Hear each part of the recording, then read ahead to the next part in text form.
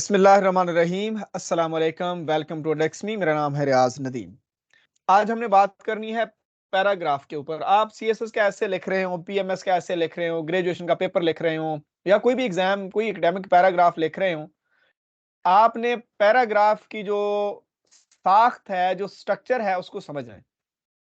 पहला तो एक जनरल उसूल है कि हर गुफ्तगू आप 1 मिनट की करें, आप 10 मिनट की करें, आप 20 मिनट की करें, या फिर स्टेटमेंट आप 5 मिनट की, कोई 50 अल्फाज की लिखें या 100 वर्ड्स की लिखें या 200 वर्ड्स की, या फिर आप 3000 वर्ड्स का एसे लिखें। तरीकाकार एक ही होता है। स्टार्ट जो होता है वो इंट्रोड्यूसिंग होता है। आप किसी टॉपिक को इंट्रोड्यूस करवा रहे होते हैं, इंट्रोडक्टरी पार्ट होता है। दरमियान में आपके सपोर्टिंग जो पीसेस होते हैं, कंपोनेंट होते हैं, और एंड उसका कंक्लूडिंग। अब ये बात मैं पहले भी एक बार कर चुका हूं कि अगर आप 3000 वर्ड्स का ऐसे लिखेंगे तो ये जो टॉपिक सेंटेंस है, ये आपका इंट्रोडक्शन के अंदर आएगा और इंट्रोडक्शन के ऊपर पूरा पैराग्राफ आएगा। सपोर्टिंग सेंटेंसेस नहीं होंगे, फिर सपोर्टिंग पैराग्राफ्स होंगे, ठीक है। और फिर ये कंक्लूडिंग सेंटेंस हर पैराग्राफ के एंड के आएगा ही, लेकिन कंक्लूजन इसका सेपरेट एक पैरा होगा। तो इसी उसूल को हम एक पैराग्राफ के ऊपर अप्लाई करते हैं। पैराग्राफ एक सबसे छोटा यूनिट होता है किसी भी सब्जेक्टिव क्वेश्चन का, ठीक है। इंट्रोडक्टरी पैराग्राफ हो या फिर सपोर्टिंग पैराग्राफ हो या एविडेंसेस का हो या फिर आपके जो कंपोनेंट्स होते हैं, आर्गुमेंट्स होते हैं, हर आर्गुमेंट के ऊपर आप एक पैराग्राफ जो है वो स्टैंड करते हैं। तो देखते हैं जी, इस पैराग्राफ की बुनियादी चीजें कौन कौन सी होती हैं। इसमें बुनियादी चीजें 3 होती हैं। कौन कौन सी? पहला हिस्सा जो होता है ना, किसी भी पैराग्राफ का पहला हिस्सा, उसको हम कहते हैं टॉपिक सेंटेंस। ये पहला पार्ट होता है। ये टॉपिक सेंटेंस जो होता है, इसके अंदर आपका मेन आइडिया ये नहीं है कि 3-4 लाइनों के बाद जाके आप असल बात करें। अगर आपने करप्शन की बात करनी है, मुल्क के निजाम के अंदर भी निजाम की खराबी में करप्शन एक वजह है, आपके पहले सेंटेंस के अंदर क्लियर कट डायरेक्ट हिट आपने करना है करप्शन को। इसी सेंटेंस को इसी वजह से टॉपिक सेंटेंस कहते हैं। अगर आपने अपने टॉपिक का वर्ड जिसके ऊपर आप पैराग्राफ लिख रहे हैं वो वर्ड ही आपने यूज नहीं किया, तो वो आपका टॉपिक सेंटेंस हो ही नहीं सकता। अगर टॉपिक सेंटेंस नहीं होगा तो रीडिंग में एग्जामिनर को मुश्किल पेश आएगी, उसको समझ नहीं आएगी पैराग्राफ लिखा किसके ऊपर है, वो समझ नहीं पाएगा कि आप क्या कहना चाह रहे हैं। लिहाजा टॉपिक सेंटेंस बहुत जरूरी है। जिस तरह किसी भी चीज का फेस जरूरी होता है, किसी भी चीज का जो पहली, जिसको हम फर्स्ट अपीयरेंस कहते हैं, वो जितनी अच्छी होगी उतना ही उस चीज का इंप्रेशन अच्छा जाएगा, ठीक है। दूसरी चीज है सपोर्टिंग सेंटेंसेस। चूंकि हम एक पैराग्राफ की बात कर रहे हैं, लंबे ऐसे के अंदर जो या लॉन्ग क्वेश्चन के अंदर सपोर्टिंग पैराग्राफ होते हैं। हम एक पैरा की बात कर रहे हैं तो वही बात, कानून वही लगेगा। इंट्रोडक्शन होगा, दरमियान में सपोर्टिंग कंपोनेंट्स हो गए और एंड पे कंक्लूडिंग सेंटेंस होगा या कंक्लूडिंग कंपोनेंट होगा, ठीक है। ये एक कंपोनेंट है, ये दूसरा कंपोनेंट है। दरमियान में 2 से 3 कंपोनेंट मिक्स हो सकते हैं, वो हम देखते हैं किस तरह। देखें, टॉपिक सेंटेंस क्या करता है, ये states the main idea. A general statement होती है जिसके अंदर हम कहते हैं कि आपने टॉपिक भी इंट्रोड्यूस करवाना है और जनरल टू स्पेसिफिक आपने किसी चीज को इंट्रोड्यूस करवाना है। टॉपिक सेंटेंस और जनरल टू स्पेसिफिक रहना, ये दो चीजें आपने पहले 2 से 3 लाइनों के अंदर करनी होती हैं। ये एक टॉपिक सेंटेंस लिखा है ना, ये थोड़ा एक्सटेंड होके आपके जनरल टू स्पेसिफिक या जनरल स्टेटमेंट को भी होल्ड करता है। उसके बाद ये दरमियान में 3 चीजें हैं, इनको हम कहते हैं सपोर्टिंग स्टेटमेंट्स। ऊपर मैंने क्या कहा था? Supporting sentences.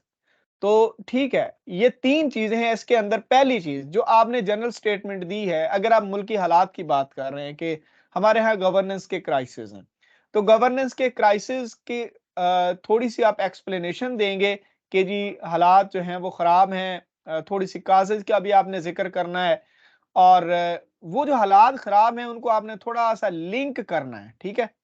लिंक करने के बाद आपने सबूत जो है आपके पास, एविडेंसेस जो हैं, डेटा है, स्टैट है, आपके पास रिपोर्ट्स हैं, उनकी तरफ आपने जो है वो डाइव कर जाना है, ठीक है। तो उसमें एविडेंसेस में क्या होगा? एविडेंसेस के अंदर आपने फैक्ट्स यानी data, examples, experiments, studies, research paper, quotes, arguments, ये सारी चीजें आपने यहां पे जो एक्सप्लेनेशन देने की कोशिश की है ना कि मुल्की हालात क्यों खराब हैं, आपने कुछ काजेस बताने की कोशिश की है, उन्हीं काजेस को आपने यहां पे एविडेंसेस के साथ प्रूव करना है। और उसके बाद होता है आपका कनेक्शन। आपने जो बात एक्सप्लेन की है कि मुल्की हालात खराब हैं जी करप्शन की वजह से, मुल्की हालात खराब हैं इलिटरेसी की वजह से, मुल्की हालात खराब हैं इकोनॉमी के मसाइल की वजह से, मुल्की हालात खराब है फला फला चीजों की वजह से, उनके ऊपर आपने फैक्ट्स दे दी, एग्जाम्पल्स दे दी, एक्सपेरिमेंट बता दिए, स्टडी जो रिसर्च पेपर लिखे उनमें से आपने हवालाजात दे दिए, कुछ कोटेशन बता दी किसी लीडर, नेशनल या इंटरनेशनल लीडर की, या फिर कुछ और आर्गुमेंट्स कहीं और से किसी बुक से उठा के आपने डाल दिए, आपने एविडेंस यहां पे फिल कर दिया। लेकिन एविडेंस फिल करने के बाद आपकी जाती राय क्या है, आप किस तरह से इस एविडेंस को इस एक्सप्लेनेशन के साथ जोड़कर पाकिस्तान के अंदर जो क्राइसिस हैं उनके ऊपर आप इनको अप्लाई कर रहे हैं, आप इसका इतलाक किस तरह से कर रहे हैं।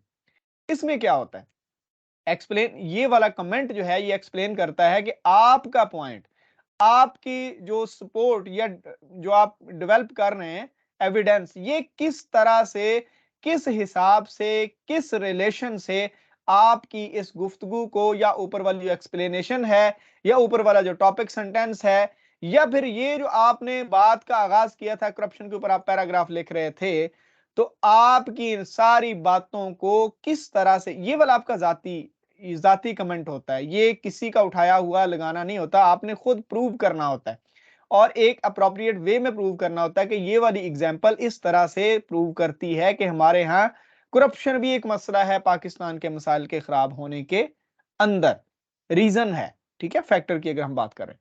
तो यहां पे आपने एक और जो है वो सेक्शन कंप्लीट कर दिया, आपने बात साबित कर दी। तो जिस तरह एक मुकर्रर तकरीर करता है, स्टार्ट में वो एक आयत से या एक हदीस से बात का आगाज करता है, फिर वो 2 घंटे की गुफ्तगू करता है, आखिर पर वो कहता है कि जी पूरी जो गुफ्तगू है उसको मैं अब उसका लुबे लबाब बताता हूं। वो बताता है कि जी ऊपर जो बातें हुई हैं उनका निचोड़ क्या है, ठीक है, और उनके निचोड़ के बाद जो आपका टॉपिक सेंटेंस था, उस टॉपिक सेंटेंस को वो अपने कंक्लूडिंग कमेंट के साथ जो है वो क्लोज करता है। और अगली बात, ये एक अजाफी चीज है कि आप आने वाले अगले पैराग्राफ की तरफ एक हल्का सा कनेक्शन क्रिएट करके जाते हैं। फॉर एग्जाम्पल करप्शन है, करप्शन के बाद अगर आपने इलिटरेसी लिखना है तो आप आखिरी सेंटेंस में हल्का सा बता देंगे कि करप्शन तो मुल्की हालात